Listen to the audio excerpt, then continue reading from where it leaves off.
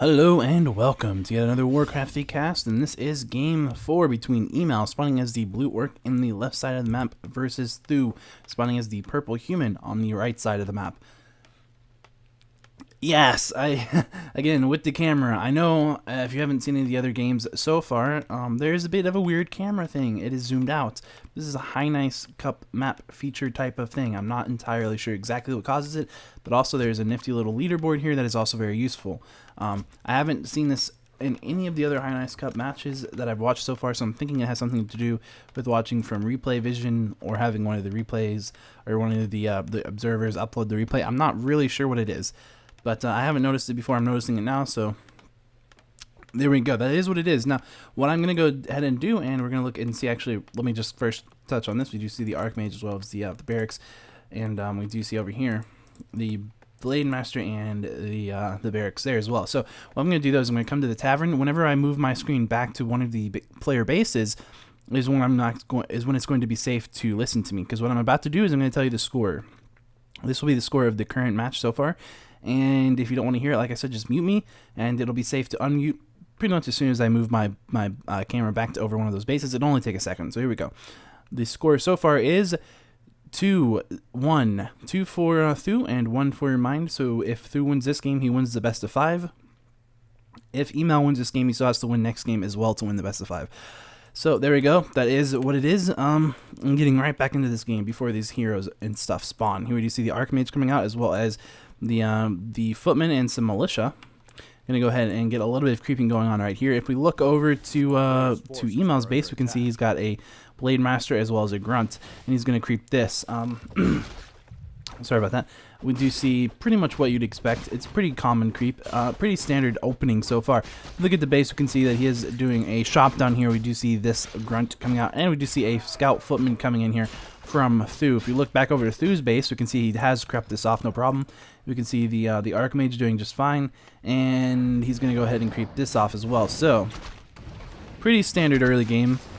Just an XP grab, trying to get some items, trying to get some experience, doing whatever they can do just to make themselves be in an advantageous position. Here we do see Thu going ahead and saying, I've done enough right there, I'm going to run away, and it's all about getting the experience as fast as you can. I know he didn't get the tome that was dropped right there, and I believe it was a health tome. Yes. Which would have been a very nice 50 points of hit points. But it's one of those things where he feels like going on and getting to the experience of the next camp is probably more beneficial. I still think he definitely had time to grab it, actually. But for whatever reason, he has gone ahead and done it this way. So, not really a huge deal most of the time. We do see this footman just, scouting about over here. And, of course, the Blade Master coming in here. He's going to go ahead and go to the shop, and he's going to go ahead and pick up a Boots of Speed and probably a Circlet. Actually, I don't think he can pick up a Boots of Speed just yet. It has not spawned in the shop just yet. And, in fact, he doesn't even pick up a Circlet. Maybe he's going to go pick up a Circlet now. Generally, he'll pick up a Circlet. I'm a little interesting. He just buys Boots of Speed, no Circlet. That's very interesting. Not sure why he didn't buy the Circlet, because normally you do, but for whatever reason he has decided not to, and he is going to go ahead and chase down this footman just a little bit. We do see the Archmage down here, and just getting as much experience as he can. Again, he's going to work on level 3. He's very close to level 3, going to go ahead and have good utilization of his water elementals. Even though it is, almost dead, it's going to expire very soon, but it does actually be very quite useful in this. It was able to help kill the first creep much faster, so by no means is that a bad thing. I don't know if we actually saw the footman over here dying. Probably did, the one that the Blade Master was chasing. Here we see some grunts attempting to place down on this farm, putting some pressure on this farm. We do see this militia coming out. Are they going to get this round off? Oh my god, we have a double grunt surround. 2 grunts have been surrounded by militia. That is painful. Oh, that's unfortunate for eMaL. Some very nice movement there. We do see that one of these militia are probably going to go down. Yeah, but he does have another militia trying to get into place. He does go ahead and keep this around going. A grunt is going to go down. That is an amazing, amazing little bit of play by Thu. Quite amazing micro. eMaL is going to run away. He does lose 2 grunts right there. That is absolutely insane. That hurts that really hurts for eMaL, and he does actually even get his healing salves canceled right there by one of the footmen. Oh man, eMaL is in a bit of hurt right here because he is not, that's down 400 gold. Does he have a grunt? He still has 1 grunt on the map, and over here we can see this is a fight going on over here. A little bit of damage going off on the Blade Master. He's running away now. and he's having to rebuild his grunts at tier 2. You generally don't want to have to do that. Generally, you want to be able to say, okay, here are my my berserker strength upgrade. But in this case, he's not able to do that. He's going to run away. He's going to go ahead and attack the Archmage while they go ahead and try to kill his burrow as fast as they can. He does go ahead and cancel the Blade Master's Salve and Clarity with that Quill Beast, who's actually chasing the Blade Master. The Blade Master chasing away the Archmage, coming back into his base. He needs to do something to get this, to end this push. He's going to go ahead and attack the Archmage or the Beastmaster. The Beastmaster is actually surrounded right now by this Peon and Blade Master and Grunt, taking a lot of damage. Is the Beastmaster going to die? The Beastmaster is going to go down, giving level 3 to the Blade Master. He does get dusted, and as he's right here, and he's going to run away, he's going to have to buy a healing potion, and he's going to open up on the Archmage and go ahead and use that healing potion at some point. Yeah, there he goes, and the Shadow Hunter is out. In fact, the human Thu doing quite a bit of damage here in this harass, doing a lot of damage, also taking a big advantage of the fact that he did kill 2 of those grunts right there at his base with those militia, only losing 1 militia. I do believe he would see a watchtower going down. A war mill was built, and actually see a second watchtower going down. This is basically to do his best to prevent a big push, a big tower push coming in. As we have seen in the previous games, it has been a threat for eMaL, and here we do see him going ahead and picking off these units as he runs away, as Thu runs them away, and so that's a really, really nice start for Thu. He's going to lose a couple units here, but it's not really that big of a deal. He's clearly got the upper hand here. He does go ahead and cancel one of the watchtowers with a spawn, a water elemental spawn. He's going to be able to cancel the second one. He's got this water elemental and this footman. Just doing what he can do to keep this down on eMaL. eMaL needs another bro. He is currently supply capped, and yet a third watchtower gets canceled. Ouch. That is not what you want to have happen. Here comes a Quill Beast. Thu is just being absolutely aggressive as all get out here. We do see a footman running away, very low HP. Is it going to be able to live?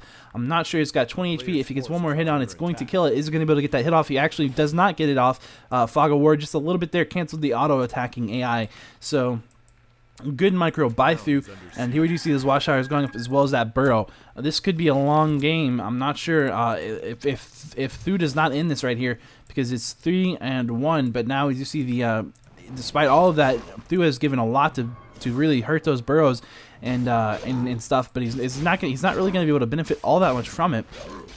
Because eMaL is just actually able to come right back out. Here you see Thu's going to try to do what he can do, see if he can end the game right here. I'm not sure what he's going to be able to do. It's going to be very interesting to see. Here we do see this Blade Master taking quite a bit of damage, and he's dusted. He does not have a Windwalking mana, and he goes down. The Blade Master dies, and here we do see the Shadow Hunter running away. Is he going to get surrounded or slowed? He does not get slowed. We do see 2 grunts running away. Really, really good position here for Thu, but you know, he's just going to have to do something here, but we do see, again, the canceled, but one of these watchtowers will go up, and so it's going to be very difficult to push this base now, but he might have waited just slightly too long to get that counter push going. I'm not sure. We'll have to wait and see. Will this one tower be able to hold off this whole push? It might happen, and it might not. This is a pretty big push. It's kind of scary, and without the Blade Master, he may very well be able to end the game right here. This could be it. We're going to see. It's not a huge army, but we do see enough. We do see it's going to be. Do we have any ivory towers? We do, in fact, have ivory towers. This is that push that we were talking about. The Demolisher is on its way out, and we do see a burrow going down, or taking a lot of focus. Will it go down? I'm not sure, but it's taking quite a bit of focus. Another watchtower almost completely finished over here, not taking any damage, which is actually surprising, but he really wants his burrow to go down, and it looks like he's going to be able to kill the burrow, maybe. He does go ahead and hex that Beastmaster, or I mean, or the Archmage. I think he hexed the Archmage, but to slow down the damage as much as he can do, and to keep that burrow alive a little bit longer. They do take quite a bit of damage from magic attacks, and of course, all of these casters are magic. The burrow does go down, in fact, and we do see it looks like this grunt is probably going to go down. And of course, we do see the Serpent Wards coming out. Serpent Wards are a big deal against this push.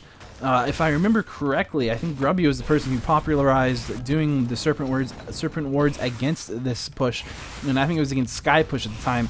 I don't know if this is actually the Sky Push. I don't think it is, but either way, that was a different patch and such things. But yeah, the Serpent Wards, I'm pretty sure, are something Grubby kind of popularized. I'm not sure who started that originally, but I do believe Grubby popularized it. Either way, just a little bit of trivia for you guys, and it could actually be wrong.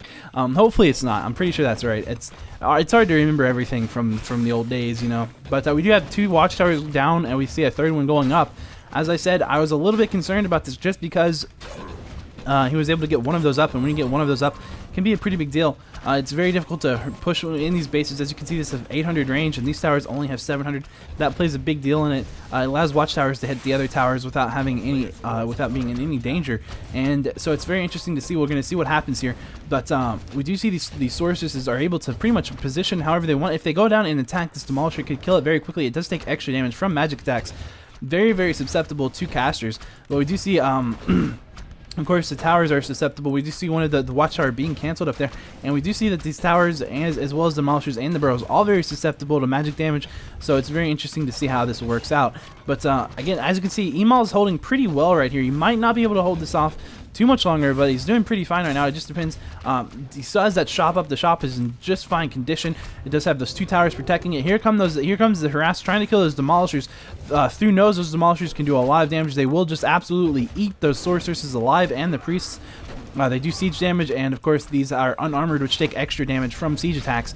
So as you can see, they're going down. They drop very quickly. And of course, on top of that, they also do really well against these towers as they're being built and such things. So with 3 demolishers out, that would be enough probably to hold us back. We do see a speed scroll going off to go ahead and get this demolishers microed away, because otherwise he was going to go down. Is he still going to go down? I'm not sure. We do see these summons going straight forward, making a beeline. However, they were picked off slightly before they were able to get to the demolisher and finish them. Thu is actually saying, okay, you know what, I've given up. He's clearly got it. He's held off this push. Unfortunately, I just wasn't fast enough at getting there, I think is what he's probably thinking right now. I understand why he had to wait, of course, because he needed those casters to come out. But it's unfortunate for him that it worked out this way. And now there are several demolishers in play. There are 3 demolishers, which are pretty powerful against casters. And that's one of the things you can see a lot of times ORC used to do, was a grunt demolisher kind of push against like casters and such things. This was a long time ago, but it works pretty well just because of the fact that they are unarmored and they take quite a bit of damage from the demolishers. So it makes the fights very, very reliant on positioning. However, of course, without Spirit Walkers, you can't really use your demolishers all that well because of the summons, and there's so many summons that they can just come in there and right-click on your onto your demolishers. Is very, very difficult to stop that without a bunch of dispel, or perhaps even some snares. But generally, dispel is your best bet there. Here we see this very large orc army here and trying to do something to the human army. Who can actually look at this and see eMaL at 22 army food count and Thu at 32 food count, army food count. Again, I'm pretty sure that's what that means. And we can see that there are 34 total food, so that should be like, if I'm not mistaken, that means you'll have 10 peons. So let me just count 1, 2, 3, 4, 5, 6, 7, 8, 9. Okay, that's odd. Okay, that's not quite the way it works. Or maybe I've miscounted things. Well, I guess you should have 12. So maybe he has 12. I'm not sure. It doesn't matter. Whatever. It's pretty close either way. So whatever the case, it's pretty close. But of course, all we really see here, we actually see eMaL going and resorting to mercenaries as his army, as his base army, because he doesn't really have anything other than those demolishers and his heroes. And he does have a barracks, but grunts really aren't that effective against these units. They do also, of course, take extra damage from magic, which makes him, again, very susceptible to this whole army that we have down here.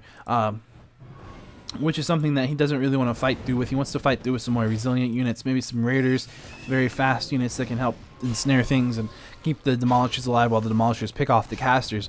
Is eMaL going to be able to pull this off? It's definitely a possibility. He's not out of the game yet. We do see the Spirit Lodge going down as well.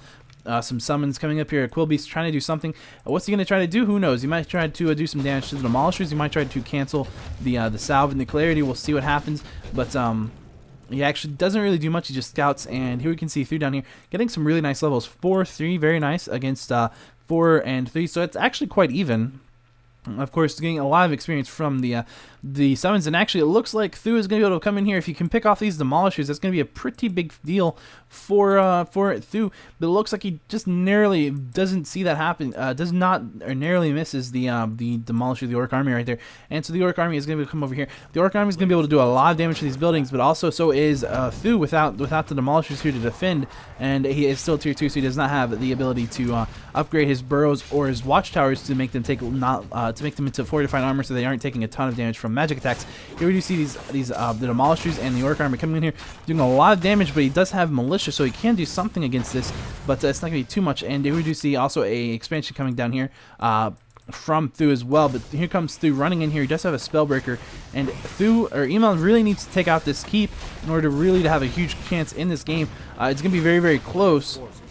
as to whether this is going to die or not. One of the demolishers, these speed scrolled demolishers, they're just trying to micro, and it looks like this keep is actually going to go down. It's very, very low. Is it going to make it? I don't know. It's going to be very, very, very, very close, but actually it looks like those militia or the peasants are actually going to repair it and keep it alive, and it looks like all 3 demolishers are going to go down because 2 of them died before the TP happened, and 1 of them did not get TP'd, so that's quite unfortunate. Very close, however, for Thu. And here we do see this is the Orc's base right here, and he's really not doing too hot right now. eMaL just being worn down slowly, very, very slowly, and without those demolishers, it's going to be very difficult, especially with Thu putting up yet another expansion. So, what's going to happen, I'm not really totally sure. I'll be honest with you, but I do think Thu is going to be able to end the game right here on this push. Is a very big push, as you can see. 44 army count versus 17. Even though there's 2 towers there, it's really not going to make a magnificent difference. I think Thu is going to be able to just walk in here and end this no problem. But you never know. Sometimes we can see a miracle. Yeah, and it would definitely take a miracle, I think, at this point to hold this off. Even though he does have a Kodo Beast, he can go ahead and eat something, you know, provide some extra damage. He does have that Troll Berserker, but really, ultimately, it's not really a very big army. And this, even with the Serpent Wards and such, it's really not a huge deal. This Kodo Beast is actually going to go down. Maybe no, it's going to get speed scrolled away. It looks like it might get out of there, no problem. And he does have his Spellbreaker in his belly. He's still providing that aura, and so that's really all he needs to do. Is attack damage isn't really all that important, but just providing that aura to give everybody else more attack damage is very nice if you can. However, he's very low HP, so he might not do that. Is the Blade Master going to be able to pick some stuff off? It looks like it's going to be just fine and pick off that Spellbreaker, no problem. Here we do see eMaL just kind of running away a little bit. Here we do see taking a bit of damage onto this grunt. What's going to happen? I'm not sure. The Beastmaster actually getting very close to death. The Beastmaster actually ending up being invisibility cast on him. He can be healed by the priest at this point. He also has a replenishment potion, which heals, of course, 200 hit points and 75 mana over 30 seconds, which is pretty nice to use as well. I'm just kind of surprised he hasn't gone ahead and popped that, but maybe he just doesn't want to use it until he needs the mana as well. I'm not sure. Either way, he does have a Brilliant Aura and a priest healing him, so he's not in a bad spot. Here we do see eMaL just being forced to run his units back, but doing what he can. He's doing a pretty good job, all things considered, holding this off. He's up to 26 army food versus 41, so he's really not doing badly here. And of course, also you have to consider that some of that food is tied up in that Spellbreaker, and of course Dakota's got the better end of that deal right there. So here we do see, of course, one big issue is these summons coming in here, just doing what they can do. The summons are really a big pain. If eMaL can just get rid of those summons, he would be in a much better position here. He might actually be able to hold this off and win. I'm not really certain. I definitely wasn't expecting this to happen. I thought it would definitely be complete rollover at this point, but it's not. I'm sorry, I'm probably being a little bit crazy with the camera there. I'm going to stop doing that. But we do see Blade Master in here. He's just attacking, making another push out here, and is he going to be able to push this back? It might actually happen. I'm not sure what's going to happen here, but we do see this priest going down. And of course we do see these summons just absolutely wreaking havoc. Actually, it looks like there's only 1 peon alive. No, 2 peons are left alive, and that's it. And there's 34 out of 30 food. Not really the greatest thing going on over there. And of course we do have this fight actually happening. Thu actually able to so doing just fine actually in this fight. Really not having too much of a problem. Not really able to finish the game, but really with all those peons dead, he might actually be able to force the GG. I mean, his army can just keep being reinforced, and eMaL's at this point just can't. And there are still those summons in there ripping up that base, as you can tell from the mini-map. So really unfortunate for eMaL. It looks like he's going to be in trouble here, and it looks like the game is about to end, as you can see from the chat. Whoops. The Kodo is going to go down, and someone's going to be calling GG, and it looks like it's eMaL. So good game. So that does mean Thu wins the series, and I probably should have warned you in case you were not watching that sequentially. My bad. But anyway, you know, chances are you watch it sequentially, right? Hopefully. Well, whatever. So yeah, sorry. But yeah, here we do see this is the end of scorecards, all that good stuff, and you know, it's pretty much what it was. It was a nice little 4 games. I enjoyed watching them, enjoyed casting them, and I will see you guys next time.